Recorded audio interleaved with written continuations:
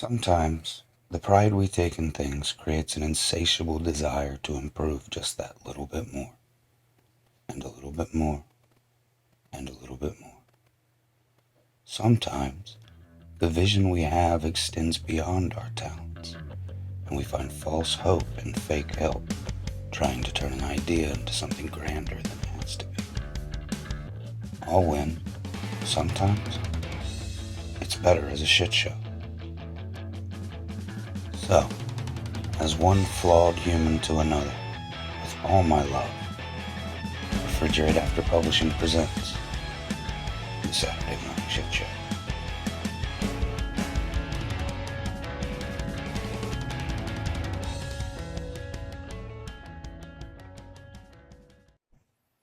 It was certainly easier to find direction than actually get where they were going. All Paul had to do was follow the flow of foot traffic, however light. Everyone seemed to be heading in the same direction. The two of them didn't have to make it far before it became clear the common destination was the town's waterside main street. Dr. Holland had seen enough of the town already to get the impression that it was an old fishing village doing its best to embrace a new century. With the water finally in sight, he propped himself up on the storefront of a moneylender's and gave in to his impulse to check the time. It was coming up on noon, which explained the small town's level of foot traffic. From residential traffic to fishermen coming in from the docks, there seemed to be something of a mild bustle in the air. Paul, having spent much of his life in the upper echelon of different cities, found it all to be quite humbling. As he took in a deep breath of salty air, Paul was about to check in on how George was doing, until he heard a familiar voice, cutting through the passing chatter and seagulls, making Dr. Harlan feel that he and George were little more than prey. "We're looking for a man, likely injured, with a baby. Paul Harlan. You know him?" Paul looked across the street as the man finished asking a fruit stall vendor about him. It was the second man from the train, the one he never actually saw, but he was sure of it. The doctor pulled himself along the wall, trying not to seem suspicious as he took as long as he would dare to get a good look at the man. All said, he was a hard man to miss in a rural area like this. That same gray suit covered his average physique, topped by a fedora with a green band. Paul was just hazarding a better look at the blonde woman with him, her hat wrapped in violet, when George's stomach gurgled and the child began to coo in protest. Terrified that the two of them would hear George's complaints, Dr. Holland rounded the corner and moved as fast as his back would allow. He couldn't look behind him, for multiple reasons, especially his fragmented spine. Paul tried to listen to the tail end of Mr. Green's conversation as he walked in the opposite direction. Any hope of hearing any of it was blasted away with the sounding of a large vessel's horn in the harbor. So many thoughts ran through Dr. Holland's head as he shambled down Main Street, not the least of which was how to perplex his persistent pursuers. The idea came to him that he could just head down any one of the side streets and figure out where to go from there. Still, it seemed an easy way to get lost. Snapped in half would be the worst time for that. Stuck in his head, pondering the possibilities, he cursed his poor sense of direction. Paul paid very close attention to the sounds of anyone directly behind him and tried to stay as attuned to his surroundings as possible. He was stretching himself too thin. He knew that. Broken as he was, there was no way he was going to be able to think of a way out of this while he was trying to actively shake those two. Likewise, he wasn't going to be able to shake them if he was half lost in his head. Suddenly, Dr. Harlan became aware of a guitar being played some distance ahead. A bluesy number that seemed to understand his pain as its melody beckoned to him.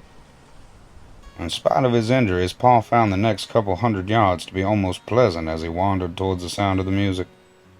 It was incredible, and only becoming more so as he got closer. There were parts that seemed broken, yet there was such beauty in the disaster. He had never heard anything like it before, sheltered as he had been for much of his life, if not by his austere parents, then by his medical school courseload. George had been quiet for some time, eyes wide open, listening intently. Soon, they found the source. Set back from the main street with its own small front yard was a general store. It was older than the brick storefronts that squeezed it in from either side and resembled an old ranch house more than anything else. On its porch there was a dark-skinned man playing guitar and a young white boy sitting on the edge of the porch rail, swinging his legs. Pulling on the strap to his coveralls, the kid stopped tapping out the rhythm on his thigh and turned his full attention to Paul. "Hey, mister!" From under a crop of fiery red hair, the boy took a long look at Dr. Holland. Paul gestured to himself with his free hand, though what he was really doing was taking a second to stop and look at the sidewalk behind him. No sign of the suits. The kid nodded emphatically, and his overly large straw hat fell over his eyes. Frustrated, he pushed it up, then tried and failed to blow the hair out of his eyes. "Say, mister, you sure look fucked up. Where'd you get that baby?" At once, the old man stopped playing the guitar and smacked the kid on the back of the head, sending his hat off on the breeze. "Little Joe, what I told you about using that language?" "Well, you said you'd smack me, Lou. I'm sorry." "Just be better, boy. Jesus is watching.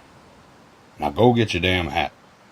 "How come you get to say words like—" Little Joe chose not to finish his question once he locked eyes with Lou. Instead, dejected, he shuffled after his hat. The child's hat flew away in a jaunty, almost mocking manner. As it did, Paul noticed something. The wind was blowing the other way, off of the water and towards the storefront. Now it seemed like the straw hat was impossibly dancing against the breeze, rather than being carried away at its mercy. Dr. Holland turned his attention to the old man on the porch who had just set his instrument down and lit a hand-rolled cigarette. He spoke up. "I don't want to seem like an asshole, but aren't you gonna get in trouble for smacking that white kid? I always thought it was less progressive down here." "Well, Paul, that's the trick. You gotta hit 'em so hard they don't remember it."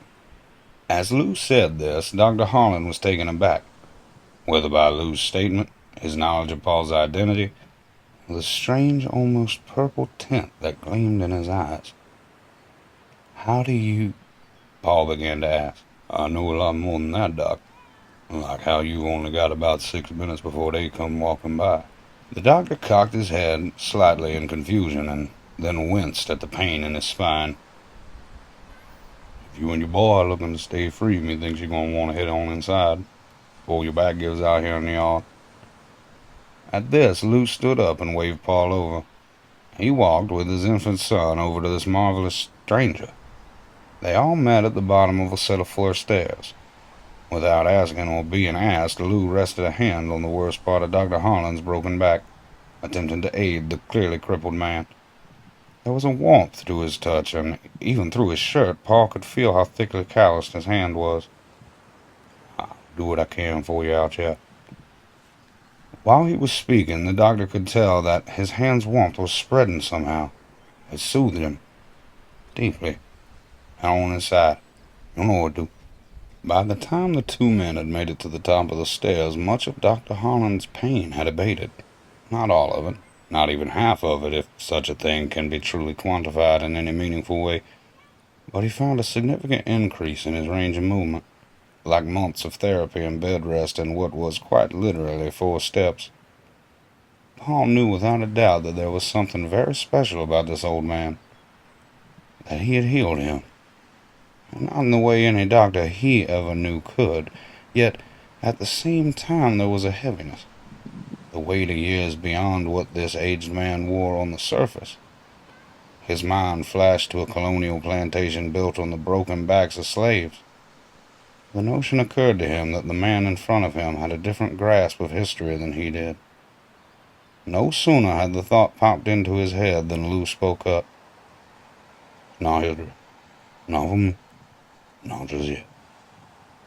Paul gave his head a slight shake, cautious not to aggravate his spine. "Who are you?" Lou reached out a hand to shake Paul's. "Lou Long. It's a pleasure to know you, Paul Holland." The two men shook hands, something Paul found firm and assuring. "Mutual friend of ours told me a long time ago you'd be coming through by now." Just beyond Paul's field of view, a flower bloomed in their direction, like it was watching happily. Lou opened the door for Paul and gestured to him inside. "Say yes, by the way." Dr. Holland knew there was no sense in asking any more questions. There was something simply unquestionable about this man and what flashed behind his eyes. Eyes that, impossible as it may seem, had seen the birth of a nation, and so much more. Lou smiled warmly, looking down at George's avian face as he wriggled himself uncovered. When the door separating them closed, Paul could swear he heard the old man make a sound like chirping back at George.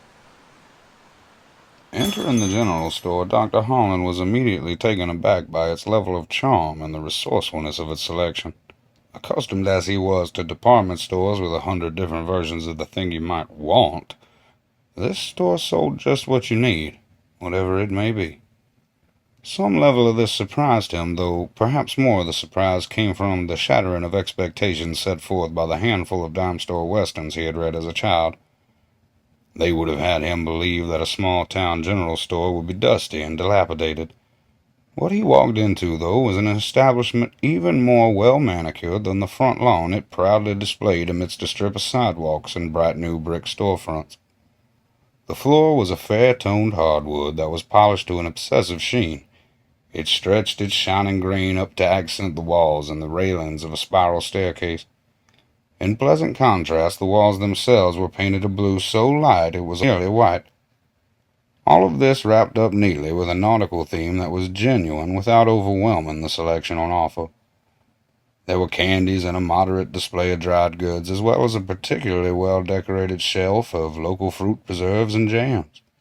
Deeper into the store, some specialized clothing was offered, mostly boots and gloves, a couple pairs of fishing waders, and most notably, a pile of bright yellow mariner's rain slickers. Past that were candles and a well-stocked cigar cabinet behind an immaculately maintained counter with a gleaming cash register, one that was already a relic in its own right. Lining the walls were a number of different tools, spades, fishing rods, gaff hooks, and the like. Paul, disheveled, took it all in from a few steps in front of the door. George nestled in the crook of his arms, cooed occasionally. The last thing the doctor took note of, before regaining his focus, was that the upper level of the store seemed to be lined with books. They stepped further into the establishment, and Paul tried to come up with a plan. People were chasing him, and while well-dressed didn't necessarily mean well-trained, not losing your mark after they jump from a train speaks for something. Dr. Holland was far from familiar with the uniforms of each respective branch of law enforcement. There was something disconcerting about the way these agents presented themselves, though.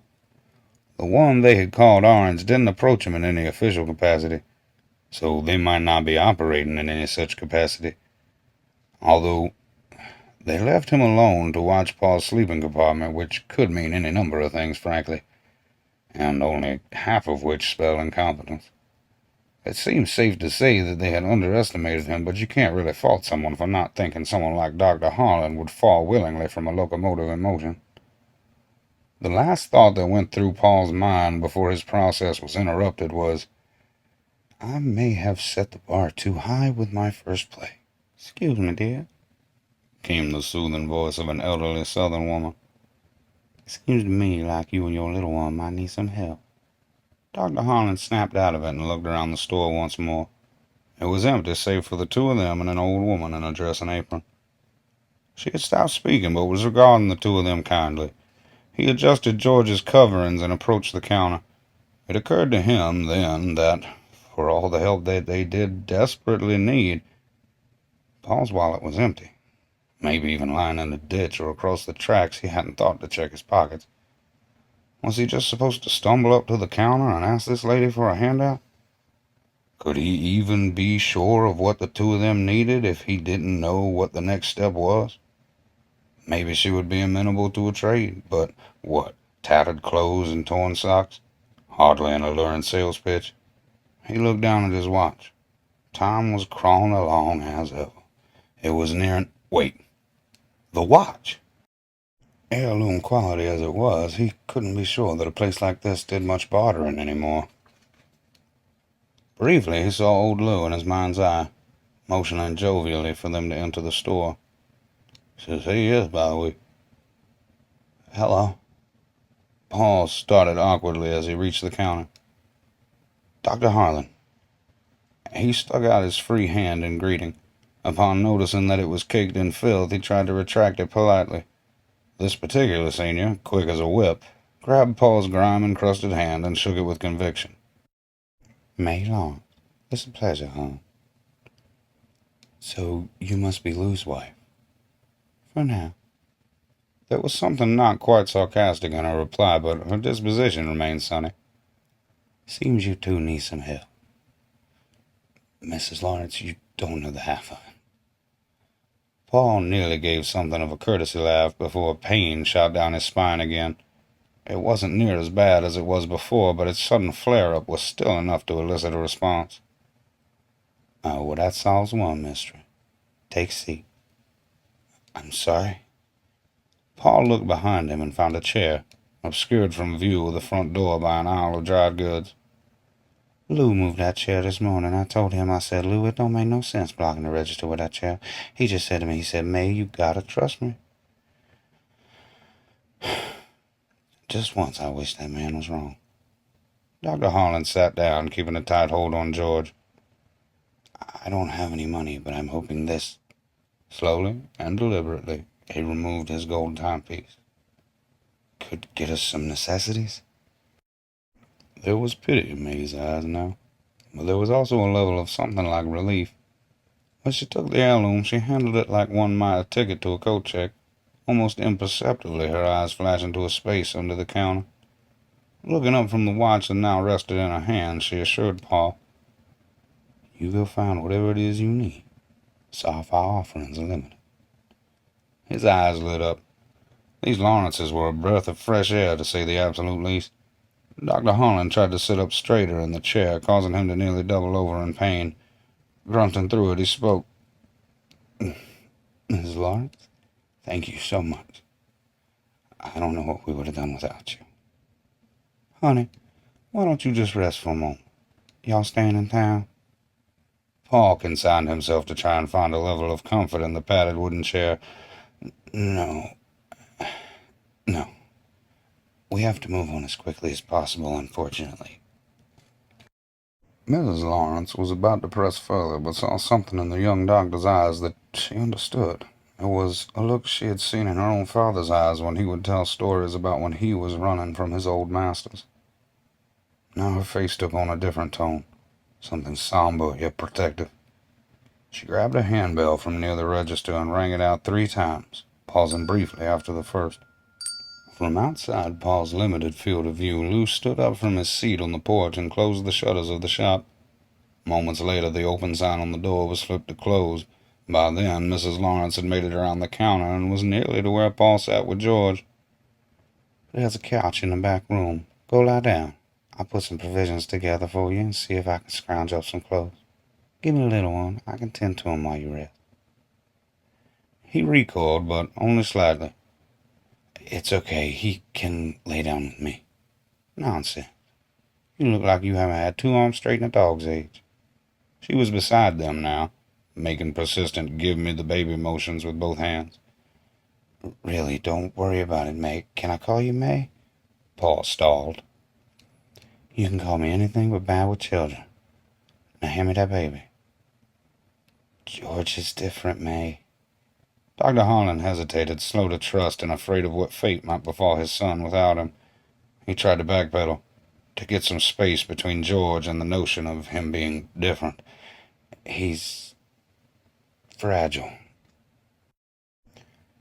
Darling doctor, don't you know we're all fragile? Paul met her eyes then, and with them he saw the intensity of a life that was closer to a century than its halfway point. A depth of wisdom he could only hope to develop by her age. But we're all strong, too. Mrs. Lawrence pulled the blanket away from George's face. Upon seeing someone other than Paul, George chirped inquisitively. May never broke eye contact with Dr. Harlan.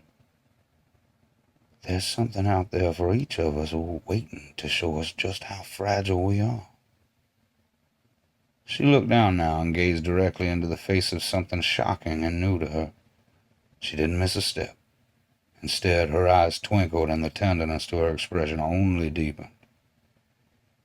And don't you know it? There's something out there for each of us waiting to show us just how strong we are, too. She took George from the aching and crooked arm he had been resting in for some time. Stunned, Paul did not stop her. Sometimes, when someone learns how fragile they are, they need the strength of their neighbors to be whole again. She became a mother again in those moments of rest for the doctor. Her own children having long since flown the nest, she was elated to care for George in the hours that his father rested, even if it meant another goodbye. After Dr. Holland trudged his way to the couch in the back, however, she looked down to George and spoke to him in a watery-eyed whisper. And someday, if you have the strength someone else needs, may you give it freely. A single tear fell past her smile as she recalled these words. Words her father had shared with her after she lost her first husband, nearly a lifetime ago. She was nearly 20 and her heart was full of dreams. Dreams born of the kinder tales her father would tell her of the beautiful coastal countryside he spent his youth in. Kind stories that blinded May to the wicked ones. She had only ever heard those when her father was deep in his cups. As the years passed, he drank less and less, and as a result of being the youngest sibling, those stories were scarce enough to fade. Perhaps because they were not accompanied by experience. May had grown up in a minuscule community, one cut out by fugitives of the Underground Railroad in the Canadian wilderness, and largely cut off from any sort of luxury. She was too young, too willing to dismiss the stories she didn't want to be true. When her oldest brother made the decision to head off from the forest to find something greater, she made the decision to follow.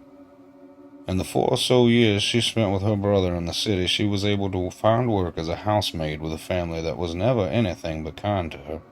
After a time, she was able to find love. Reggie was a couple years older than her and only slightly less starry-eyed. With enough exposure to the larger community, he had some first-hand experience with the deep divide between races. Something that managed to hide itself from May's trips to the market stalls. It was there she would buy food for her employer and his family from vendors who knew exactly who she worked for. Reggie would often try to gently pull May down when her head was in the clouds. Although the chink in his armor is one many of us share, Reggie had the spark of a dreamer. Someone who, given a fraction of a chance, would eternally reach for something greater. To build a better world. But Reggie had never seen the ocean. And the way May tells her father's stories of the beauty of the southern coast, well, it sure sounded like heaven to him. Making the trip south was arduous. May often thought of the grand journey as a means to reclaim some of what her family had lost in the years before the states made the Emancipation Proclamation. She thanked Reggie over and over each day that passed in their trip. They had saved for a long time, and a life change like this wouldn't have been possible for either of them if not for their loving union. They had been married for half a year and courting for some time before that. In all that time, the thing they talked about most was how they would run a store together one day in a happy little town where they could be charitable and respected. It was all wonderful, until things went south. May and Reggie stayed on the road.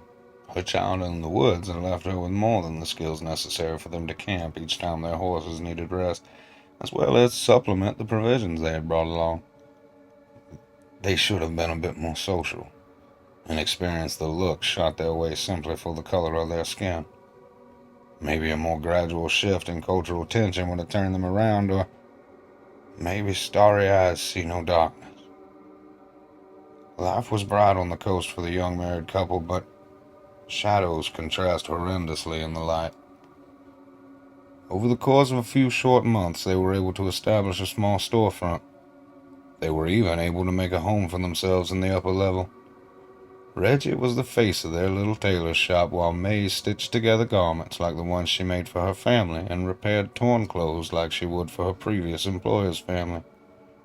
Hardy Garment Repair was only open for a month. They drug her out of the home she and Reggie had created for themselves by her hair and threw her down the stairs. The last thing she had seen before her dress was ripped and she was tossed to the man by the door was Reggie's face, bloody and beaten. He was looking at the man who had brought him to his knees with a rage she had never seen before. As she was thrown down the stairs, she caught one last glimpse of her husband, saw him look at her, and falter. May could hear him begging for her life as she lost consciousness against the door frame at the base of the stairs. For only a moment before fully waking, May's mind pushed away her reality and thought only of their anniversary celebrations the night before. Then she was met with immense pain. As her eyes flew open, she was all too aware that her dream had become a nightmare. She had been pulled the rest of the way from their shop and dropped in the street outside.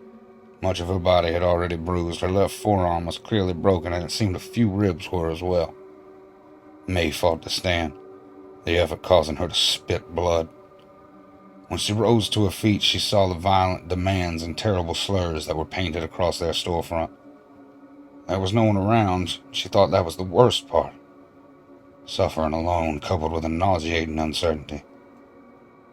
Then she saw the trail of blood leading around the corner away from the waterfront. Suddenly, she almost preferred the cluelessness. Steeling herself as well as she could, May hurried off into a starless southern night. She saw the tree from a distance. It stood alone in a field not far out of town. It was an unforgiving oak, and on that night it loomed larger than any tree this girl from the wilderness had ever seen. May couldn't discern anything from this side. Only a simple vision with a horrifying weight. The leaves had not yet fallen from the tree, though their color had begun to change. As she got close enough to round the tree and see what awaited her on the other side, the clouds shifted. With the slightest of parting, they revealed a single star in the moon, each working with the other to cast what light they could, beaming down their own sorrowful apology to yet another who has lost everything. The sight of this mighty tree in autumn on a cloudy night spotlit by the moon and her nearest companion would be a breath of natural beauty worth inhaling until morning. It could have been on that night too, if not for the young man swinging gently from its branches. May found it breathtaking all the same. It was the thought of a moment that she might be able to cut Reggie down from the tree and save him. Getting as close as she could bear, it was easy to tell from the lack of movement and the impossible angle of his neck that there was nothing she could do. May Hardy, her future as fractured as her body, fell to her knees and wept. She had no concept of the time that was passing around her, only that she had cried thousands of tears out in this field and would cry millions more before she let go of her dear Reggie. Then she felt a gentle touch on her shoulder, becoming firm but not threatening. May looked up to see a much older man standing over her, her own despair reflected in his eyes. His hair and beard were mostly gray, and he regarded her with a respectful air, but chose not to speak. Instead, May watched as this stranger silently waved his hand, and she would swear Reggie's body lifted nearly a foot. Then she noticed the slack in the rope and suddenly couldn't wrap her head around what she was seeing. Before she could open her mouth to speak, the rope untied itself from the tree, and the noose floated off of Reggie's neck as he drifted slowly into a horizontal position, still several feet off of the ground. The rope that hung Reggie suddenly slung itself into a rising coil some ways away from them, where each of its fibers began to expand at an alarming rate. Many of its fibers reached their limit and snapped, but in the end they were left with a waist-high altar of sorts made from frayed rope that had become at least 18 inches in diameter. Still, without a word shared between the two of them, the old man waved his hands once more, and Reggie's body was blown softly to rest upon the coiled rope. In a manner far more mundane than what she was watching unfold before her, the older gentleman helped May to her feet. Once more she tried to find the words to speak and came up empty. Miraculously, the massive rope ignited spontaneously along the pile's outer edges.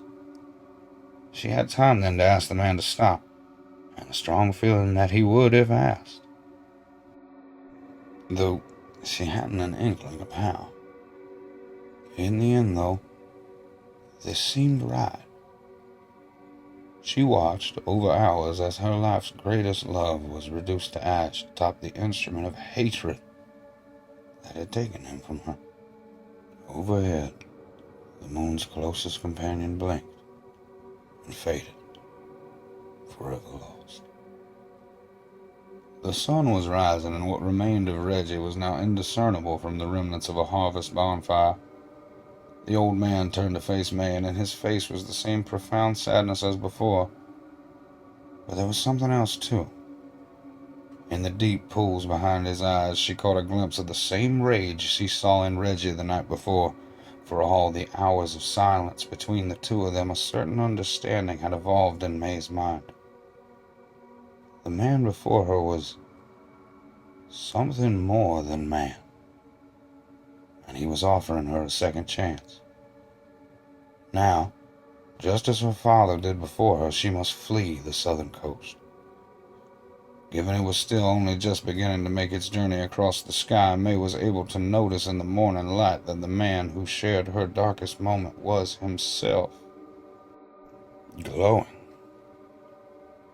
It was faint at first, but it seemed to exalt itself before her eyes. The light didn't envelop her all at once. It would be better described as being held, braced, and given strength.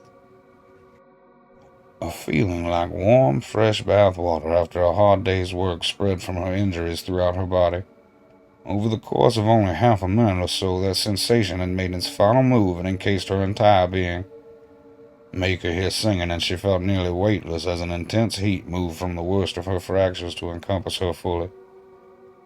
It was as if her pain was being equalized throughout somehow.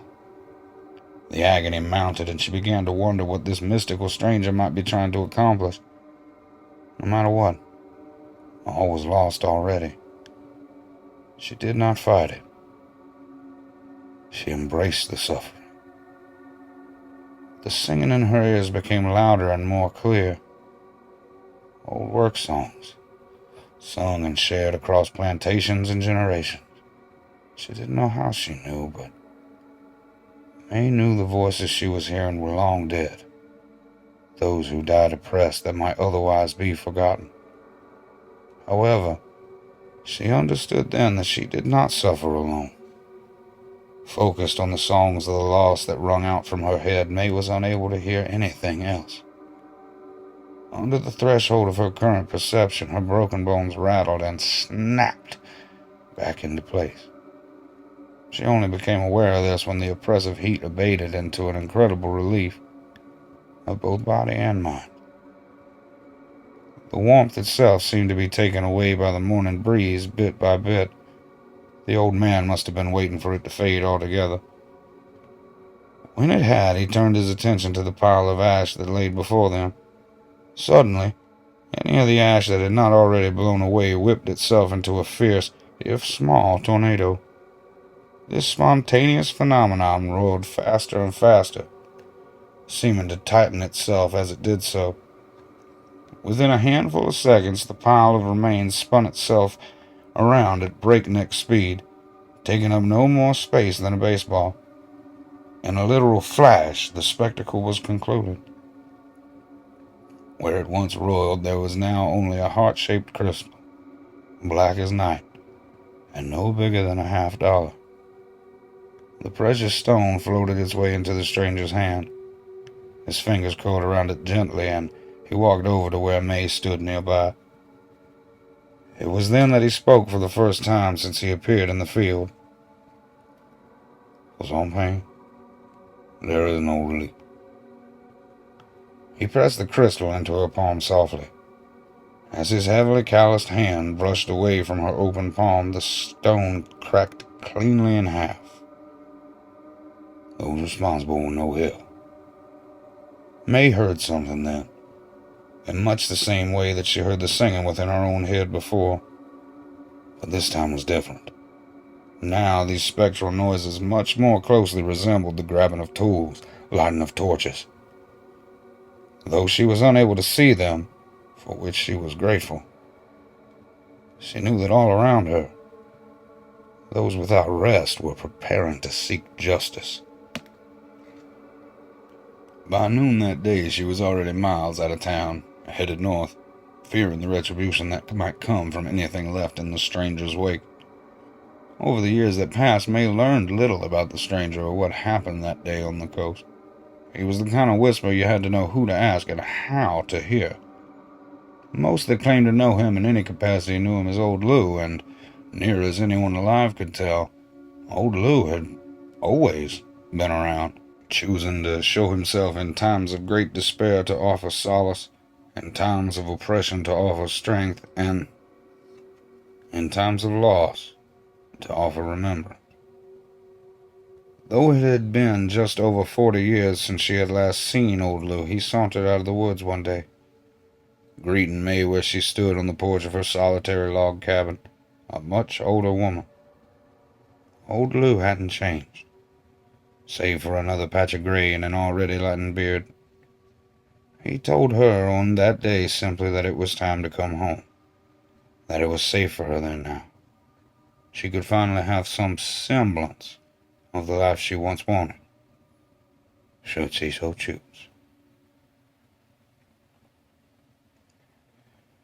There was a strange mixture of emotions within May Lawrence as she held the avian child George in one arm, while with her free hand she reached up to touch one of her earrings, a dark crystal in a shape resembling half of a heart. Though its metal casing is tarnished over long years, the stone itself remains polished by the absent-minded caress of one who remembers. Hours passed, and as Dr. Harlan slept in the back, the Lawrences busied themselves with preparing their guests for the road, although there was an interesting problem that May found herself puzzled trying to surmount. She had no idea what to feed the child. Once Lou came inside, she asked him, and she would swear that it was the first time in 20 years she had seen the man look thoroughly stumped.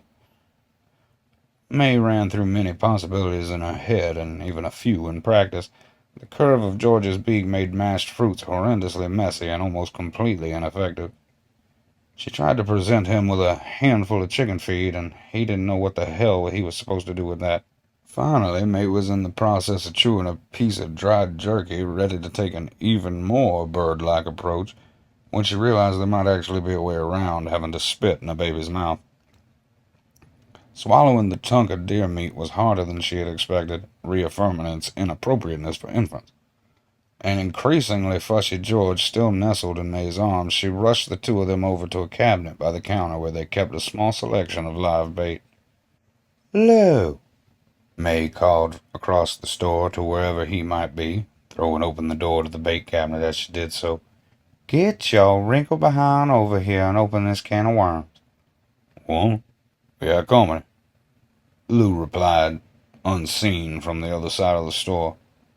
"You have cotton in your ears?" she chastised, pulling out one of many reusable containers from the cabinet. "A bait can. A can of bait." "Uh-huh." Somehow instantaneously, Lou spoke from directly behind May now. "You think it's funny, don't you?" Shocked, May nearly jumped out of her skin, but kept a tight hold on George. "If you keep... Lou, I swear..." "You shouldn't do that." Lou took the bait can and twisted it open before setting it on the counter. Then, after a long pause, he asked, "Me, you gonna feed that boy worms?" May just looked her third husband directly in the eye and silently pulled a wriggling worm from the bait can, suspended by her thumb and forefinger. "I ain't having nothing to do with this," Lou exclaimed. Then he promptly returned to his guitar on the porch, leaving a burlap sack full of provisions behind him on the counter. To May's relief, George greedily devoured every night crawler she could pull from the dirt in the can, almost faster than she could wipe the soil from their wriggling forms. By the time her finger was probing a wormless can, something that started as a repulsive idea had become delightfully amusing. George's happy chirps informed May that it was time to open another can. She noticed then that the boy's beak had already developed teeth-like serrations on the inside. Smiling at him, Mrs. Lawrence turned and walked over to the bake cabinet. She pulled out another can, and her mind went back decades to opening homemade preserves for her own excited children each year as the autumn leaves began to fall. May gripped the top of the can and looked over to her beautiful babies, all gathered round the table. Slices of fresh baked bread sat steaming in front of each of them. She tried to open the preserves. Arthritis pain gripped her harder than she was capable of gripping at all. It shot up from her hand and she dropped the can. Immediately her mind returned to the present. As the can clattered to the ground, George quieted inquisitively. May watched the can roll against the elegant hardwood until it came to rest against Lou's outstretched foot. Wordless, he bent over, picked up the can, loosened its top, and set it on the counter. He then gently lifted his wife's hands, holding them in a firm and caring embrace. May looked into his face and was taken for a moment by a resentment within her that she hated. That almost purple swirling in Lou's eyes as he soothed her pain yet again held a deep understanding. May knew that, though she had never spoken it aloud, he was aware that she was beginning to resent him. His supernatural life and aged face openly laughed in the face of her pain and suffering. Every time these thoughts intruded on her, she pushed them away as fiercely as she could, yet she found that as she became lost in memories, more and more often she returned to the present resentful. Lou's well of sadness seemed to deepen each time he caught her looking at him in these moments. Though he thought he could hide it after all these years, May could read his mood in his eyebrows and the lines on his forehead in much the same way he appeared to be able to read anyone. "I'm sorry, Lou." "Don't be." He slowly pulled May's head to rest on his chest. The two of them stood in each other's warmth for a prolonged moment before George's chirping brought them back. I think I can handle feeding the baby worms after all, if you need to go lie down, that is." They all went silent again as from upstairs a peculiar yawning noise began to grow in intensity until it tore, like fabric shredding at a deafening volume. Mr. Lawrence steeled himself. He addressed May without taking his eyes off of the upper floor's railing around the book section. "Take the baby. Get outside." May didn't question him, simply grabbing the new can of worms on her way to scooping up George before the two of them disappeared into the